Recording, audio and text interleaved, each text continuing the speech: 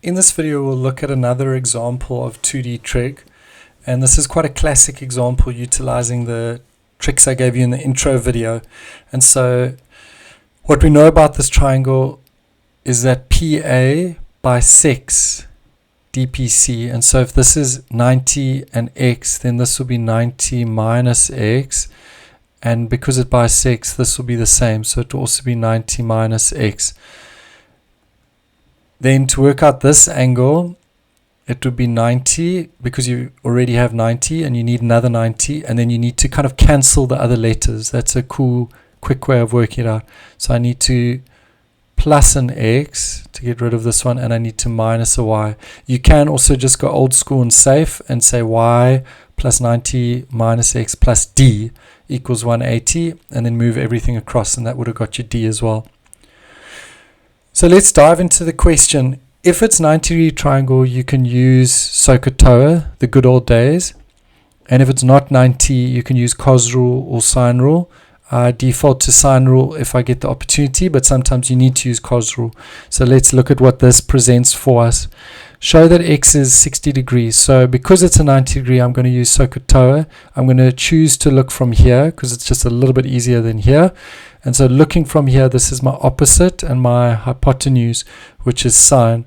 So sine, when I looked from x, was my opposite over hypotenuse, which cancels and leaves me root 3 over 2. That at this stage buzzes in your brain because that is a special angle, and so either you can recognize it as a special angle and just simply get your answer, or to be safe, if you want, you can, because you need an angle, you can just shift sine root 3 over 2, and you end up getting your answer for x of 60 degrees. What I'm going to do at this stage is, if x is 60, then 90 minus 60 is just 30, so this angle is now 30, and this one's the same. If you don't need to do this, but if there's 90 plus the 60, that's 150 minus y. So these are the new angles we're working with. Step 2, or question 2, calculate the length of AD. So AD, and this is a helpful trick as well, on your question paper, just to roughly draw when things get a bit noisy. I've got an 8 there, I've got a y there, I've got a 4 there, I've got a 30 degrees there, and I've got a 150 minus y. And so when I look at this in its simplicity, if I'm needing AD, what I've got is I've got side angle side, which is a classic case for either working out the area, so I could work out the area of this triangle, or for doing cos rule. So I'm going to do cos rule. How does that work when I have side angle side? The opposite side squared is equal to the one side squared plus the other side squared minus 2 times those two sides times cos of the angle in between.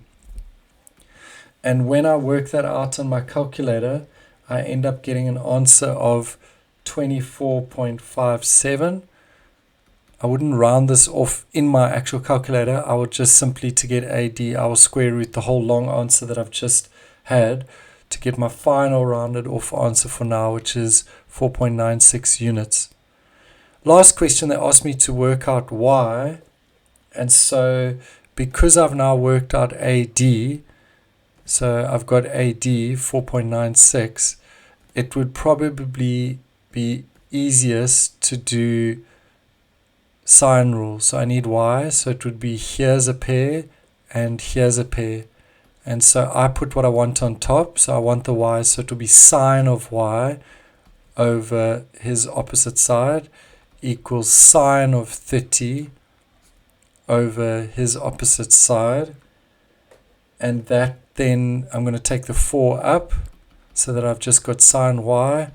What do you do whenever you're needing an angle in trig? You just shift sine of all of this one shot, and it spits out your final answer of 23.78 units.